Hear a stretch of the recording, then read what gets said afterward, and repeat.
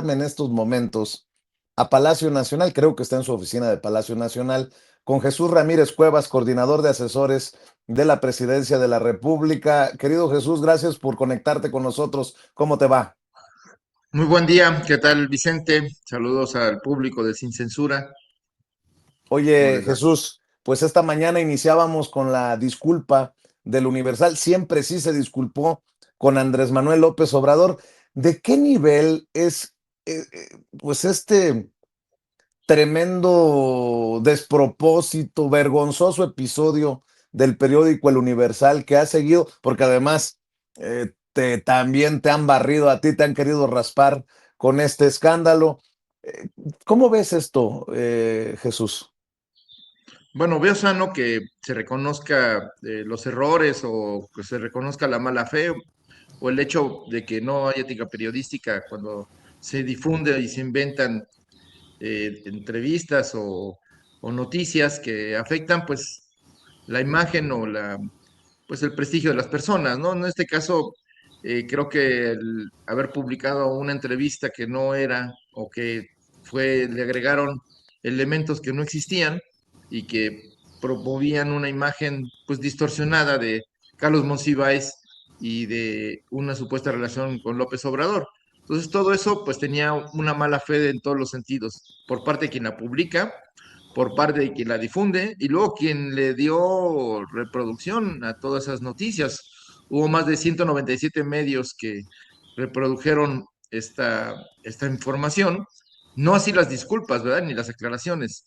Pero bueno, pues la idea era manchar el prestigio de dos figuras importantes de la izquierda mexicana, uno de los intelectuales más importantes que ha tenido este país en las últimas décadas, Carlos Monsiváis, eh, defensor de las causas de la sociedad, de las minorías religiosas, sexuales, crítico agudo del poder y que, por supuesto, uno de los principales adversarios culturales de la derecha, ¿no? Quien dio muchas batallas a lo largo de su vida en favor de las libertades, de la cultura y de la libertad de expresión. Y por el otro lado, pues Andrés Manuel López Obrador, que es la figura, el líder social y político más importante que ha dado nuestro país también en las últimas décadas y que propició, encabezó un movimiento pues que ha transformado México.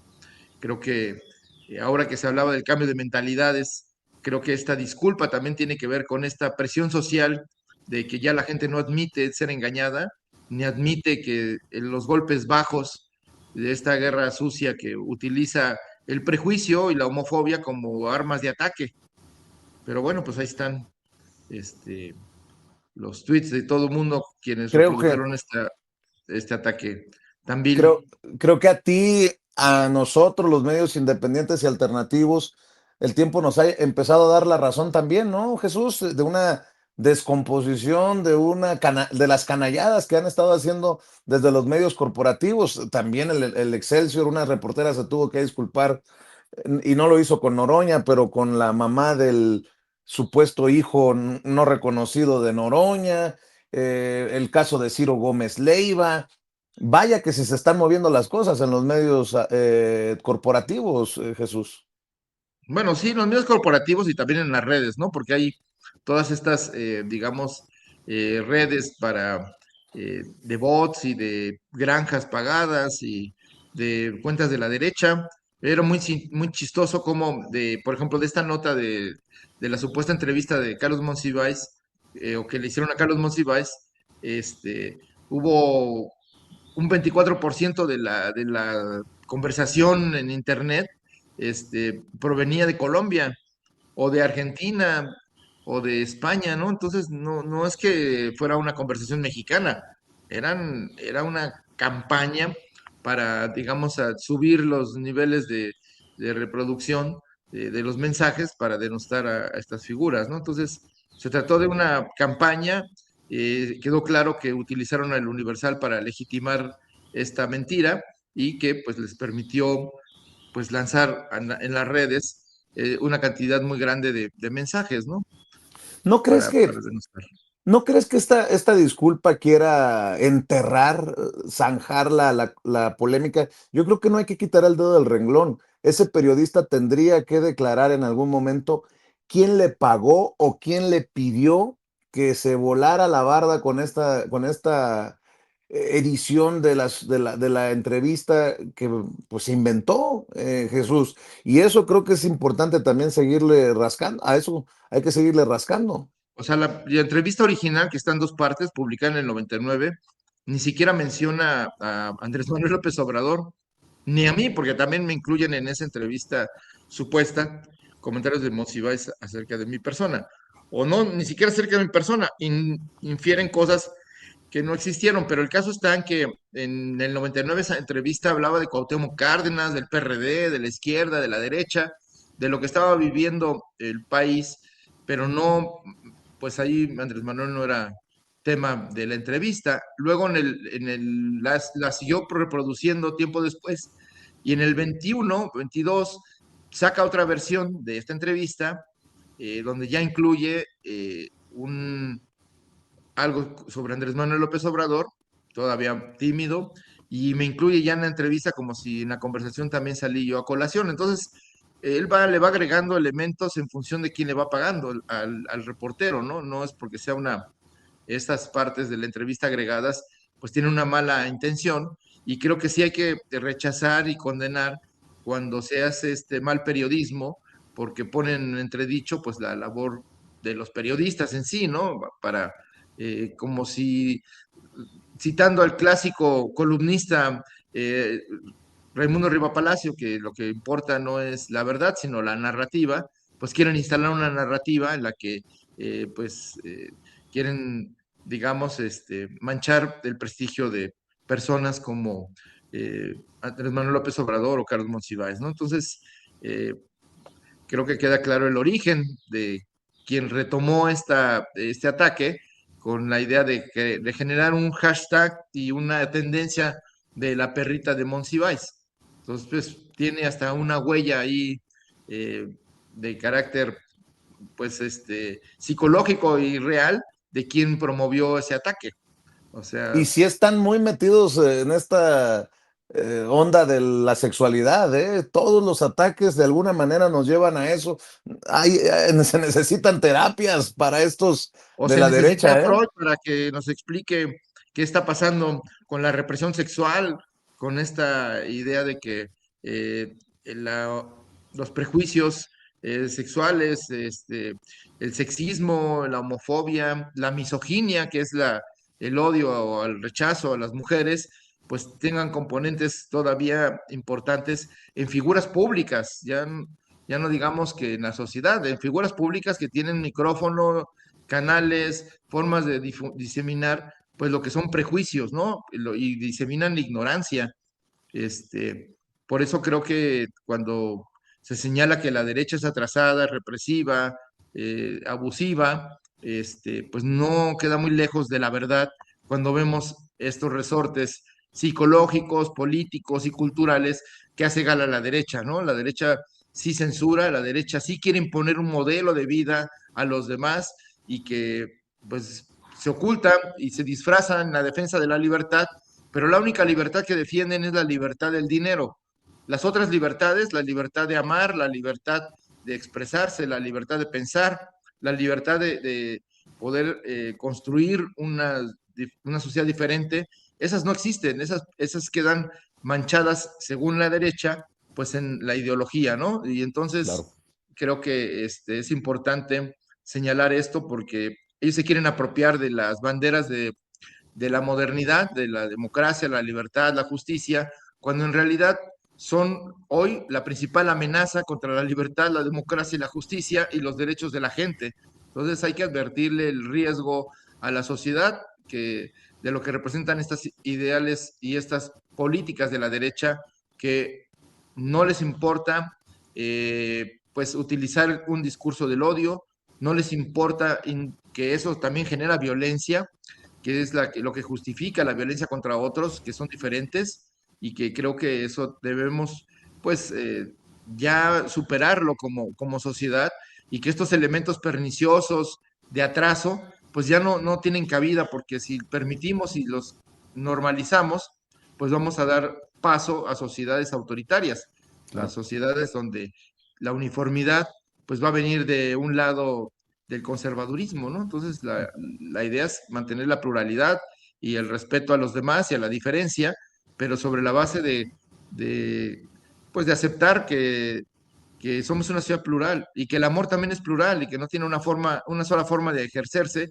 aunque haya ideas, haya religiones o haya señalamientos filosóficos antiguos que quieran imponer una sola forma, ¿no? Que lo que ha dejado es una estela de injusticias, de crímenes de odio y además pues un régimen de desigualdad que aún hoy todavía estamos resarciendo. Yo recuerdo ahí, por ejemplo, a alguien que dijo, ¿cómo es posible que la paridad se establezca como un criterio en la representación política, en el Congreso, en la representación del voto popular de los electos? Pues estamos hablando de una, digamos, de una desigualdad que proviene de hace cientos de años. Y entonces es apenas una manera de ir igualando la cancha y de Ujú. resarcir esta injusticia. A la derecha eso no le parece algo injusto, le parece algo normal que existan pobres y ricos, le parece normal que exista un predominio masculino sobre las mujeres, le parece normal que se imponga una forma de amar solamente y que y se ilegalice o se busque invisibilizar y discriminar a otras formas de expresión del amor. Entonces, Claro. todo eso ya suenan a ideas antiguas, pero persisten y ahí siguen. Entonces, la amenaza sobre las verdaderas libertades, que eso es lo que representa la derecha, pues ahí siguen latentes. Y lo estamos viendo con el ejemplo del Universal, cómo utilizar la libertad de expresión para inventar unas palabras, una visión o hechos que no existen y para pues descalificar, denostar. Creo que hay que recuperar la capacidad de dialogar y de escuchar, pero para eso tenemos que acabar con las campañas de odio, con las campañas de ataque y con la idea de que el prejuicio es la mejor arma política para acabar con la carrera de cualquiera. Yo sé que tienes que correr, pero antes de que te vayas te pido una reflexión porque ayer se cumplieron 8 años de que Andrés Manuel López Obrador entró a Palacio Nacional y en sus propias palabras no se fue a la chingada porque era o Palacio o la chingada y el pueblo decidió que Palacio. 8 años y le sigue ardiendo. Veo, por ejemplo, la columna de hace un par de días de Leo Zuckerman que dice, la endeble democracia que teníamos antes de 2018 ha desaparecido. Hemos regresado a un régimen autoritario de partido hegemónico. Sí, me temo que acabaron siendo un peligro para México. Nuestro país está peor que en 2018 cuando Morena llegó al poder. Hoy tenemos un mayor control territorial del crimen organizado, finanzas públicas prendidas con alfileres y una democracia desmantelada. Eh, bueno, creo que yo tengo otros datos y tú también, Jesús. Tu reflexión a 8 años de aquel triunfo histórico. Bueno, yo creo que México está en una situación mejor que hace 8 años. Eh, Hay un menor número de gente en condición de pobreza. Se ha reducido la desigualdad social a niveles históricos. Y por primera vez, es algo que ni siquiera los defensores de la clase media lo señalan, por primera vez la clase media supera en número a los pobres de este país. Y eso es algo importante y hay que señalarlo. Es producto de un cambio de la lógica de la economía y del el Estado. Y por lo que la gente estaba luchando, el pueblo de México ha luchado, que es ampliar la democracia más allá de un derecho electoral de elegir a los gobernantes, a los representantes populares, y pensar que la democracia tiene que tener un componente de justicia social o no puede ser posible que arraigue la democracia. Sin justicia no hay democracia. Sin, digamos, con pobreza y hambre no puede haber democracia, porque la gente o vende su voto o, digamos, está en el día a día buscando cómo sobrevivir y no le da, digamos, oportunidad de poder atender otros temas o informarse o actuar como ciudadanos. Entonces, creo que hemos avanzado mucho. Por primera vez, pues, no sé, el 70-80% de las familias están recibiendo un beneficio del Estado, que es también porque el Estado somos todos y el presupuesto público es de todos, pero se está a través de los programas sociales, pues, digamos, combatiendo esta desigualdad histórica y esta falta de oportunidades. Pero al mismo tiempo, y eso hay que señalarlo, hay políticas públicas que fortalecen al país y su economía, cuando mejoras los ingresos de los trabajadores, cuando tienes uno de los pueblos que más trabaja en el mundo, pero que tenía los ingresos más bajos prácticamente de la OCDE y de gran parte del mundo. Entonces, creo que se ha ido, es un proceso paulatino, porque no de la noche a la mañana no cambian las circunstancias, y vemos cuál es la dificultad del crecimiento económico que todavía arrastramos, digamos, una economía dependiente, una economía que no, durante 40 años de neoliberalismo, nunca desarrolló un proyecto industrial, nunca desarrolló un proyecto propio para crear una economía fuerte, y que pues nos convirtieron en una especie de maquiladora indexada a otras economías. Entonces, creo que de lo que se trata ahora y que hemos venido impulsando en los últimos 8 años, es dignificar al pueblo de México a partir de una mejor condición de vida, pero también de la defensa de sus derechos y sus libertades. Yo creo que la democracia como tal se ha fortalecido. Ahora crece, digamos, el horizonte democrático al incluirse a los pueblos y comunidades indígenas como parte de la realidad política de este país, y que la democracia comunitaria que se vive en esos pueblos o que se ejerce a través de las comunidades, pues eso enriquece nuestra vida política y ciudadana. Creo que el hecho de que hoy se ponga en el centro a los jóvenes, a los niños, a las mujeres, y buscar políticas de apoyo, de compensación a los rezagos históricos, pues ha mejorado la situación. Lo vemos, los celebración del Mundial, que son inéditas, que son únicas y masivas, pues demuestran que la gente está pues con esta alegría de poder celebrar en plena libertad. No hay ahí represión, no hay ahí intentos de manipulación. Todo lo contrario, es garantizar que la gente pueda disfrutar pues de un deporte y de su celebración. Eso es también una expresión del cambio de mentalidad que hizo posible la transformación de México. Y esto pues nos lleva a pensar que nuestro país ha ido avanzando.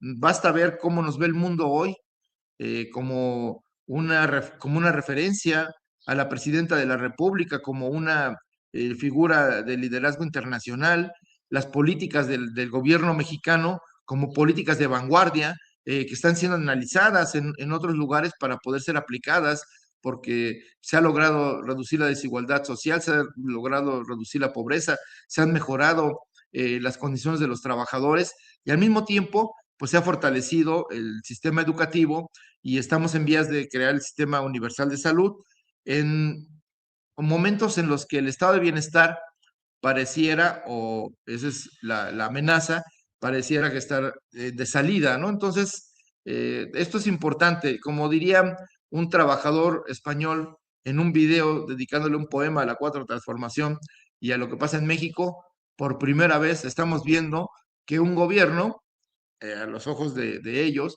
que un gobierno está volteando a ver a los más pobres, a los más desarrapados, a los paletas, diría él, para hablar de los obreros y los albañiles españoles, y que eso es lo que está viendo el mundo. O sea, cómo si es posible una alternativa a la política de solo apoyar los negocios y los grandes capitales, y solo promover la ganancia la ganancia privada como único fin social. Y aquí estamos viendo que el bienestar, que la justicia y que el goce de los derechos es también objetivos civilizatorios muy importantes que hay que recuperar, y que eso le dan esperanza y horizonte a la humanidad misma.